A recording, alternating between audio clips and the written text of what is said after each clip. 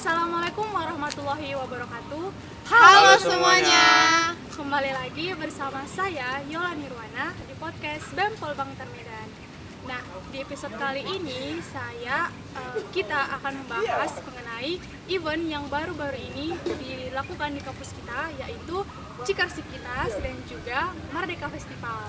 Nah, di sini saya sudah bersama dengan Kak Yeni Rahma yang merupakan perwakilan dari Cikarsivitas, dan juga ada Bang Alfian Danis yang merupakan perwakilan dari Merdeka Festival. Sebelum itu boleh dong Kak Yeni dan juga Bang Alfian perkenalan diri dulu supaya teman-teman yang dulu pada tahu. Oke, halo teman-teman semuanya. Kenalin nih, nama aku Yeni Rahma. Sekarang aku lagi di semester 4 ya, mau naik semester 5. Kelas aku di kelas penyuluhan perkebunan presisi, Bun A. Baik, teman-teman, saya Alfian Alamsyah, saat ini di semester 2 dari jurusan penyuluhan perkebunan presisi kelas Bun 2B. Salam kenal. Nah, itu dia tadi perkenalan dari Kak Yeni dan juga Bang Alfian. Langsung saja ya, untuk Kak Yeni dan juga Bang Alfian, kita pengen tahu dong sebenarnya Cikarsivitas dan Merdeka Fest itu apa sih? Boleh dong dijelasin? Oke, Cikarsivitas itu adalah Cipta Karsa Seni dan Kreativitas Mahasiswa Polbang Medan. Dan kebetulan tahun 2023 ini Cikarsivitas udah 10 tahun loh. Jadi Cikarsivitas pertama kali diadakan pada tahun 2013 yang langsung itu diciptakan oleh Ibu Wakil Direktur 3, Ibu Merlin Mariana. Jadi tahun ini adalah tahun ke-10 Cikarsivitas ada di Polbang Medan. Untuk Merdeka Fest? Nah, jadi kalau untuk Merdeka Fest atau Merdeka Festival sendiri, itu adalah event yang dilaksanakan di Politeknik Pembangunan Pertanian Medan yang ditujukan untuk memeriahkan peringatan Hari Dirgahayu Republik Indonesia. Jadi kami dari BEM juga berkolaborasi dengan beberapa seluruh organisasi yang ada membentuk sebuah event yang dinamakan dengan Merdeka Fest. Dan untuk tahun ini merupakan tahun kedua dilaksanakannya Merdeka Fest. Oke, jadi untuk tema dari Cikarsivitas dan juga Merdeka Fest itu apa ya, Kak? Kalau untuk tema Cikarsivitas itu adalah asah kemampuan, raih kreativitas melalui Cikarsivitas 2023. Nah, kalau untuk di Merdeka Fest sendiri, yakni temanya yang di tahun ini adalah bangkitkan semangat dan kreativitas petani milenial Indonesia Merdeka yang ke-78. Kita pengen tahu dong, Kak Yeni dan Bang Alfian ini kan merupakan panitia nih di Cikar dan juga di Merdeka Fest. Kalau boleh tahu Kak Yeni di Cikar ini sebagai apa ya? Oke, Kak Yeni di Cikarsivitas 2023 sekarang posisinya jadi sebagai bendahara. Oke, kalau untuk Bang Alfian? Kalau saya di Merdeka Fest sebagai wakil ketua. Kita juga pengen tahu nih, alasan panitia memilih tema tersebut apa ya, Kak? Oke, kalau untuk alasan spesifik ya untuk di Cikarsivitas, seperti kita ketahui kan ini Cikar ini buat untuk upgrade diri kita gitu kan sebagai mahasiswa yang memiliki bakat ataupun minat gitu.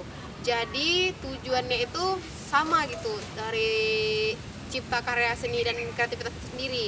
Jadi di sini asah kemampuan. Nah, mahasiswa di Polbang Medan dituntut untuk mau mengekspresikan dirinya, mau menunjukkan bakatnya dan percaya dirinya tuh ada gitu. Jadi masuk Polbang Medan yang memiliki bakatnya enggak selalu memendam bakat-bakat itu, tapi harus ditunjukkan dan kita menyalurkannya melalui Cikarsivitas 2023.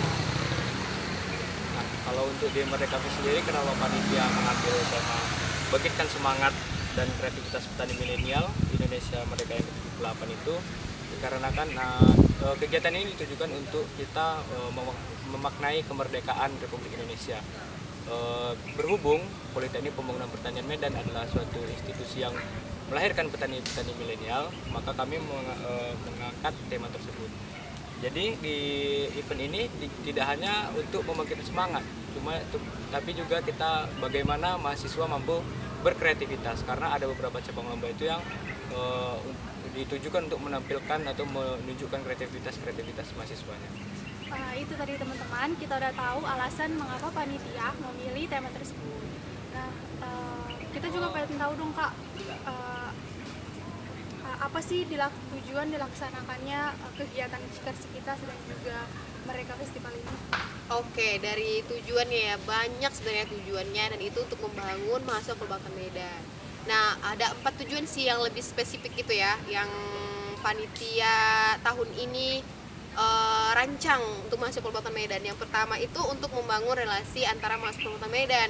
Jadi dari adik-adik tingkat 1 sampai abang-abang kakak tingkat 4 itu akan berkompetisi gitu untuk memenangkan piala bergilir. Jadi membangun kerjasama yang baik antara kelasnya dan juga antara senior junior itu gitu. Jadi semakin akrab gitu. Nah, untuk alasan yang kedua itu menjadi ajang kreativitas bagi mahasiswa. Contohnya misalnya Tata Boga kan. Jadi kita ada kreativitas gitu, mau masak apa dan bentuknya seperti apa gitu. Nah, untuk alasan yang ketiga itu menciptakan atau mempererat hubungan kerjasama di kalangan mahasiswa dan Civitas.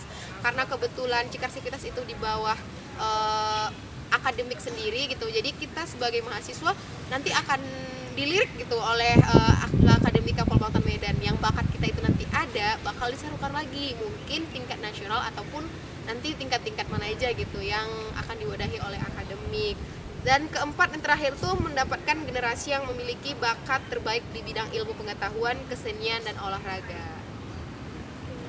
Itu Merdeka Festival. Nah, kalau untuk di Merdeka Fest mungkin nggak jauh beda ya sama yang di Cikar kayak yang disampaikan Kak Yeni tadi. Cuman di sini kan lebih terfokus seperti yang saya katakan tadi itu tentang untuk memaknai kemerdekaan Republik Indonesia. Jadi bagaimana kita memaknai hari ulang tahun negara kita, hari berdiri negara kita, maka kita bikinlah event Merdeka Fest ini. Walaupun terkesannya lomba-lomba yang dilaksanakan itu cukup fun atau lomba-lomba yang sifatnya hiburan, tapi kalau kita lihat di dalam itu ada banyak hal positif yang bisa kita ambil, seperti membangun relasi antara senior junior dengan kerjasama tim kelas juga, kreativitas mahasiswa juga. Seperti kalau kita lihat kan kalau di lomba 17-an itu biasanya kan tetap pasti yang nggak afdol kalau nggak ada panjat pinang. Dari panjat pinang itu kita bisa belajar bagaimana perjuangan satu tim itu untuk mampu meraih hadiah-hadiah yang berada di pucuk pinangnya. Oke, kemudian boleh dong diceritain ke kita nih Kak, bagaimana pelaksanaan dalam kegiatan Oke, untuk pelaksanaannya gitu teknis waktunya kali ya. Kalau misalnya Cikar itu kan ada rentang 1 bulan gitu. Jadi setiap kelas itu bisa mempersiapkan diri secara matang. Nah, juga di Cikar Civitas itu lombanya diadakan di sore hari gitu. Jadi setelah kita kuliah, setelah kita udah boring nih gitu satu harian itu belajar, kemudian bakal dihibur gitu sama kegiatan Cikar Civitas di sore hari. Terus juga di malam hari ada kegiatan ML. Jadi buat teman-teman yang suka main ML, belajar juga kita sediakan gitu lomba ML di malam hari. untuk Merdeka Festival? Kalau untuk Merdeka Festival sendiri untuk rentang waktu pelaksana itu cukup singkat, juga banyak terbentur dengan kegiatan-kegiatan lain. Itu dimulai dari tanggal 1 Agustus sampai puncaknya ada di tanggal 17 Agustus. Nah, jadi lomba kita bagi menjadi 3 sesi di pagi hari, kemudian di sore dan di malam hari. Untuk di pagi hari itu biasanya dilaksanakan itu lomba-lomba yang ringan-ringan seperti balon air, kemudian ada pacung sarung. Kemudian kalau untuk sore itu lebih yang ke udah seperti kayak olahraga lah, seperti futsal sarung.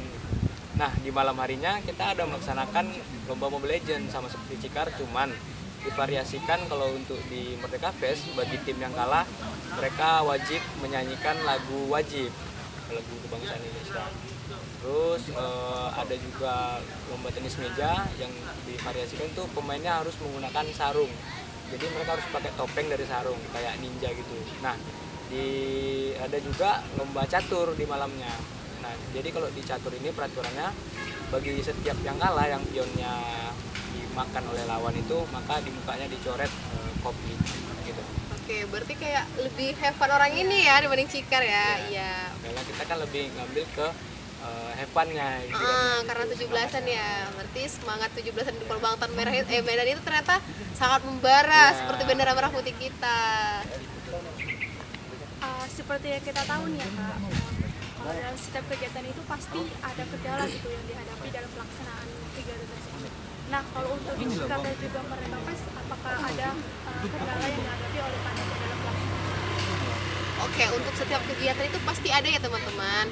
Nah, untuk di Cikar Civitas sendiri, karena kebetulan timeline-nya itu diadakan saat hari akademik itu, saat hari kita sedang kuliah. Jadi mungkin kendalanya ada beberapa kelas yang masih ada jam perkuliahan sampai sore. Sementara Cikar Civitas kita itu akan dilaksanakan di sore hari, seperti main futsal ataupun volleyball dan lain-lain sebagainya gitu kan. Mungkin juga satu sih, cuaca. Kadang kan cuaca nggak nentu nih, kadang hujan, kadang panas ya kan. Kadang juga rindu mungkin. Nah, jadi kita ya terbengkalai lah kalau misalnya hujan, karena kebetulan lapangan futsal kita belum didam, belum ditutup semua gitu. Kalau untuk di Merdeka Fest sendiri, kendalanya yakni memang pelaksanaannya waktu itu kemarin kita udah di luar jam akademik ya, kita sudah selesai UAS, tapi ada kendala dari kegiatan akademik juga. Salah satunya itu seperti game CP ya Kak. Iya, game CP. Di mana tingkat 1 dan tingkat 2 itu tetap melaksanakan game CP. Jadi terkadang ada terbentuk juga, walaupun bisa disiasati bagaimana untuk teknis pelaksanaan lombanya. Dan juga yang cukup jadi kendala itu ketika senior kita yang tingkat 2 yang dari jurusan pertanian itu melaksanakan PKL. Jadi di hari ketiga setelah pelaksanaan mereka berangkat PKL, mereka meninggalkan kampus, itu juga menjadi kendala bagi kami. Soalnya kami juga kekurangan panitia, kemudian juga kekurangan orang yang berpartisipasi dalam kegiatan kami. Nah, yang paling ruwet itu ketika menjelang hari H, menjelang puncaknya, di mana kampus kita menghadapi 2 event. Waktu itu ada kunjungan tamu dari Thailand, TMGT, Malaysia, ya. juga persiapan untuk upacara tanggal 17-nya. Jadi di situ memang benar-benar ruwet. Panitia harus bisa memanage lah istilahnya mana yang harus dilaksanakan terlebih dahulu. Tiba-tiba tanggal 17 yang hujan. Tiba-tiba tanggal 17 paginya hujan. Sangat-sangat plot twist persiapannya. Nah, kalau untuk lombanya sendiri Kak, apa aja? Oke, di Cikar Civitas tuh banyak kali lombanya. Pokoknya semua yang mengasah-ngasah kemampuan kita lah gitu. Dan kayaknya kita bahas satu-satu ya. Yang paling menarik itu kayaknya dari kesenian dulu. Nah, untuk di kesenian itu ada lomba TikTok kreasi. Jadi adik-adik yang hobi main TikTok atau mungkin yang jago ngedit gitu ya, jadi bisa ikut TikTok kreasi. Terus ada juga tata boga, ini buat cewek-cewek ataupun cowok-cowok yang jago masak ya. Terus juga ada karya busana limbah. Rasa kakak nih ya, karya busana limbah itu sangat-sangat paten di Polbangtan Medan. Kebetulan kemarin saya juga Oh, ikut. Yola ikut. Oh, Yola yang ikut. Oh, keren. Pokoknya busana limbah di Polbangtan Medan tuh keren-keren banget gitu. Jadi itu semua memang pure dari hasil limbah pertanian di Polbangtan Medan. Terus juga ada sketsa inovasi. Nah, sketsa inovasi ini juga nggak jauh kalah keren juga, keren kali. Soalnya ini dari cutting paper gitu, ini pakai orang itu udah gambar, terus dipotong-potong pakai kikis gitu ya, dikikis pak, bukan dikikis apa sih, dipotong gitu kertasnya pakai si cutter, jadi bagus. Kemudian ada juga teater juga penghayatannya bagus-bagus banget orang Polbangtan Medan memang. Terus juga ada rekreasi yang effortnya itu memang udah 1 mingguan, 2 mingguan lebih buat nari. Terus juga ada vokal solo dengan suara-suara yang bagus-bagus banget ya. Yola nggak ikut ya di vokal solo. Suara-suara kita cempreng teman-teman, kita nggak ikut lomba itu. Terus ada juga dari penalaran itu ada Scrabble. Di sini itu dituntut yang jago-jago bahasa Inggris. Jadi masuk Polbangtan itu nggak cuma fokus pertanian aja teman-teman, tapi juga harus untuk talent gitu, harus bisa bahasa Inggris juga. Terus juga ada inovasi pertanian. Inovasi pertanian ini kayak alat-alat apa aja yang bisa kita bikin dan belum orang temukan gitu. Kayak kemarin itu ada yang bikin ngukur pH tanah pakai listrik ya, pakai lampu. Jadi kalau pH bagus lampunya hidup gitu. Terus juga ada storytelling, ini juga pakai bahasa Inggris. Ada lomba penyuluhan menggunakan bahasa Indonesia. Ada juga English speech menggunakan bahasa Inggris juga. News anchor, ini news anchor itu buat teman-teman yang punya hobi gitu, menjadi pembawa acara, pembawa berita, yang bercita-cita mungkin jadi presenter Metro TV, TV One. Cocok banget ini ikut. Ada lomba esai juga yang jago-jago ngarang gitu ya. Terus ada juga desain poster. Kemudian untuk di olahraga itu banyak juga, ada tenis meja putra putri, terus juga ada catur putra putri, ada voli putra putri, terus ada futsal putra aja. Soalnya putri nanti kalau lari lagi dikit, aduh capek gitu ya. Terus ada juga dia lari putra, lari putri, sama senam. Nah ini dia olahraga part yang paling menarik itu senam. Soalnya senamnya itu diangkat tahun ini dari senam Sumatera Utara, ya.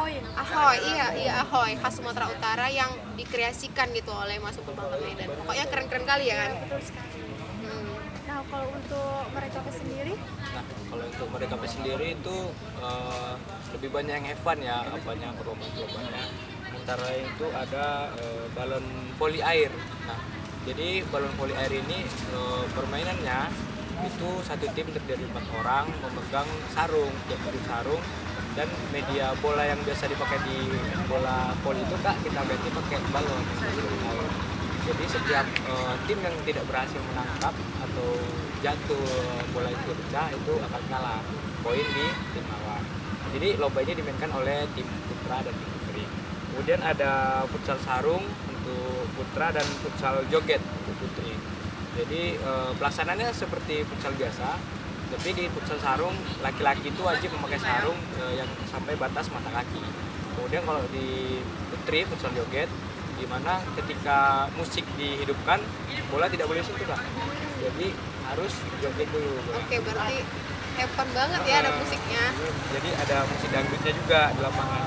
Terus ada tenis meja. Nah untuk tenis meja ini dikhususkan untuk putra aja karena pelaksanaan juga malam, dan itu tadi yang saya bilang divariasikan dengan memakai sarung. Jadi mereka itu model pakai topeng ninja dari sarung. Itu nggak ninja sawit ya. Terus ada BEM Got Talent. Nah, jadi Merdeka Fest ini kan dia merupakan event yang dilaksanakan dari gabungan seluruh organisasi, mulai dari BEM, DPM, HMJ HMJ pun juga IMPI. Jadi dalam pelaksanaan ada beberapa lomba itu yang dikolaborasikan dengan beberapa kementerian dari BEM. Salah satunya itu ada BEM Got Talent yang dikolaborasikan dengan Kementerian SDM ya. Nah, jadi di BEM Got Talent ini ya Got Talent gitu, ajang pencarian bakat. Di situ ada yang menyanyi, menari, menampilkan bakat kemampuannya seperti bela diri dan sebagainya. Kemudian ada lomba video kreatif. Jadi mulanya untuk lomba video kreatif ini kita akan buat itu untuk seluruh Polbang dan PEPI. Tapi karena ada beberapa kendala, jadi kita khususkan untuk mahasiswa Polbang dan Medan. Lalu ada gubuk bantal putra dan putri. Nah di gubuk bantal ini menarik. Menariknya gimana Kak? Ya ternyata mahasiswa Polbang itu kuat-kuat. Begitu main jatuhnya susah. Jadi itu jadi kayak tantangan juga untuk panitia sempat bingung juga kenapa gitu main nggak ada yang jatuh gitu Kak, jadinya mengulur waktu juga. Terus ada tarik tambang putra. Mungkin kalau tarik tambang udah biasalah, tiap-tiap event 17-an pasti ada. Kemudian ada lomba kebersihan asrama dan kebersihan kamar. Jadi ini dikolaborasikan juga dengan BEM dari Kementerian Keasramaan. Turut hadir juga untuk sebagai tim penilai itu ada Ibu Puji selaku Kepala Asrama Putri, kemudian ada Bapak Dani Handoko dan Bapak Febrizon Rusner sebagai tim penilai. Lalu ada lomba pacung sarung. Nah pacung sarung ini kalau kita biasa lihat di lomba 17 itu kan ada pacu karung kan. Di sini ada pacung sarung. Jadi teknisnya itu dalam satu sarung masuk 3 orang Kak. Jadi mereka harus menjaga kekompakan tuh larinya dimulai sampai garis finish supaya tidak terjatuh. Kemudian ada pipo bocor. Pipo bocor ini juga permainan yang menarik sih, soalnya yang main tuh harus basah-basahan. Jadi satu tim itu terdiri dari 5 orang, yang 4 bertugas menjaga menutup seluruh lubang yang dipipa supaya air tidak keluar. 1 orang bertugas menuang air. Jadi siapa yang duluan penuh pipanya dia yang menang. Kemudian ada mengambil koin dalam tepung. Ini juga kayaknya udah umum, teman-teman juga mungkin udah banyak ya dilaksanakan di komplek-komplek, kita juga masih udah banyak. Kemudian ada estafet air. Kalau yang biasanya kita pelaksanaan estafet air itu menggunakan ember ya Kak ya. prepare, disusun. Kita bikin di sini yang lebih expert lagi, lebih sulit lagi. Kita pakai cup minuman ditempel di jidat. Jadi itu lebih menantang gitu, lebih susah aja. Kemudian ada tangkap belut. Kalau tangkap belut ini dikhususkan buat cewek aja, untuk putri. Ada dari mahasiswa dan ada dari Civitas juga. Lalu ada estafet zigzag. Nah, di estafet zigzag ini ada 2 pemain. Satu tim itu 2 pemain. Jadi ya dia kayak estafet dari dibagi 2 gitu. Satu di ujung, ada mereka berhadapan. Jadi dari depan pemain pertama mereka akan lompat karung dulu kan. Nanti sampai di garis finish pertama mereka memukul pundak rekan timnya. Kemudian rekan timnya melakukan namanya itu membawa kelereng pakai sendok ke garis finish yang di tempat start pertama tadi. Jadi siapa yang sampai duluan mereka yang menang. Kemudian ada joget balon. Nah, joget balon ini dikhususkan buat putri juga. Itu dilaksanakan di hari hanya di 17 Agustus. Ada juga yang untuk Civitas kan. Ada juga yang ibu-ibu Dharma Wanita, kemudian ibu-ibu dosen kita. Lalu ada lomba bazar. Nah, lomba bazar ini juga kolaborasi dengan Kementerian Kemenkraf dari BEM. Ini juga cukup menarik gitu rekan-rekan. Di mana tiap kelas itu mereka berkompetisi memberikan hasil terbaik, menjual hasil olahan mereka gitu. Ada yang jual es kulkul, ada yang jual mimian, ada yang jual peyek, segala macam, pokoknya banyak. Dan itu cukup ramai. Start bazar itu di hari itu cukup ramai. Ke waktu apalagi kan kondisinya siangnya itu cukup panas kan. Jadi yang jualan es juga cukup harus tuh kayaknya. Kemudian ada lomba makan kerupuk dan panjat pinang juga Mobile Legends. Mungkin kalau dari Merdeka Fest dari itu. Ternyata banyak sekali ya cabang lomba dari Cikar Civitas maupun dari Merdeka Fest sendiri. Menarik sekali. Kemudian selain tadi kan pesertanya itu kan dari mahasiswa sendiri. Selain mahasiswa ada nggak dari akademik gitu maupun dari anak-anak dosen gitu? Oke, kalau di Cikar sendiri ya, dari tahun sebelumnya Cikar itu memang fokus untuk mahasiswa kebangsaan aja. Karena ini tujuannya buat cari bakat mahasiswa yang bisa nanti kita bawa nanti itu go nasional gitu kalau ada Agri Volleyball ataupun event-event Polbangtan PMP lainnya. Nah, untuk tahun ini kebetulan ada Civitas di 2 cabang lomba, yaitu lomba catur dan lomba tenis meja gitu.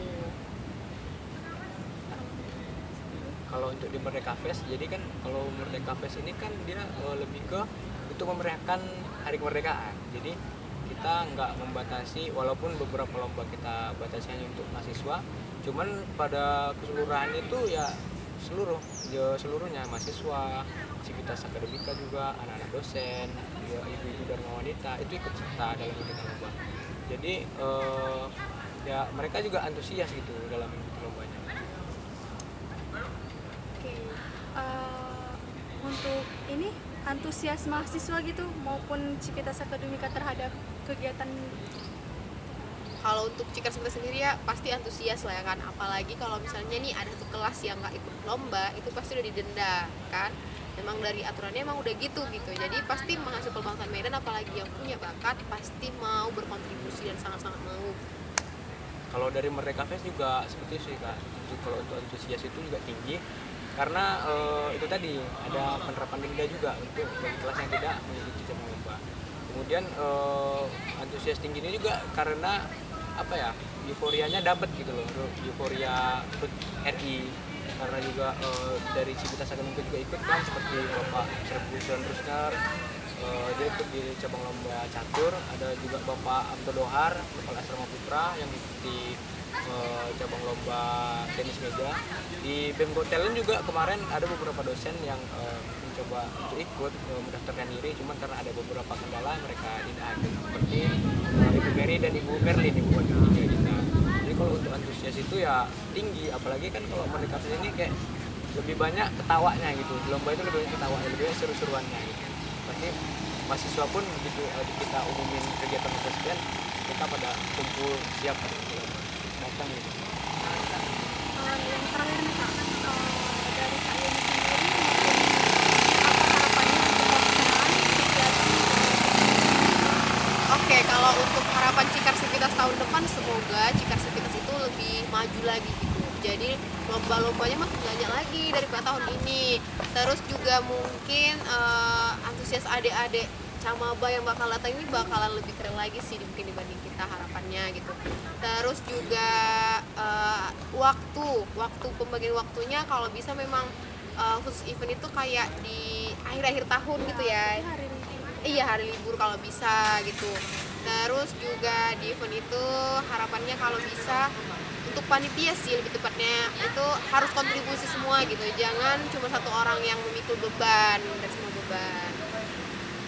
Kalau untuk Merdeka Cafe juga nggak jauh beda mungkin ya. Kayak, harapannya sih begitu untuk di tahun depannya. Apalagi kan Merdeka Cafe ini nantinya akan dijadikan sebagai event tetap, jadi setiap tahun akan tetap dilaksanakan terus. Jadi untuk itu semoga untuk tahun ke depannya baik dari mahasiswa maupun dari panitiaannya itu kontribusinya lah lebih ditingkatkan lagi. Mahasiswa istilahnya untuk peserta itu ada kesadaran untuk mari memeriahkan kegiatan, karena ini kan kegiatannya dari kita untuk kita juga. Dan untuk kepanitiaan itu ya kamu sudah masuk ke kepanitiaan ya kontribusinya untuk melaksanakan tugasmu harus lebih bagus. Harapannya juga untuk waktu pelaksanaan semoga lebih bisa tersusun lah gitu, lebih terjadwal supaya menghindari kendala-kendala yang di luar keinginan kita. tidak terasa ya Kak, kita udah sampai di ujung episode. Terima kasih saya ucapkan kepada Kak Yuni dan juga Bang Alvin yang telah menyempatkan waktunya untuk datang di podcast kita kali ini. Saya Yolanda Nirwana selaku MC mengucapkan terima kasih. Wassalamualaikum warahmatullahi wabarakatuh. Dadah semua.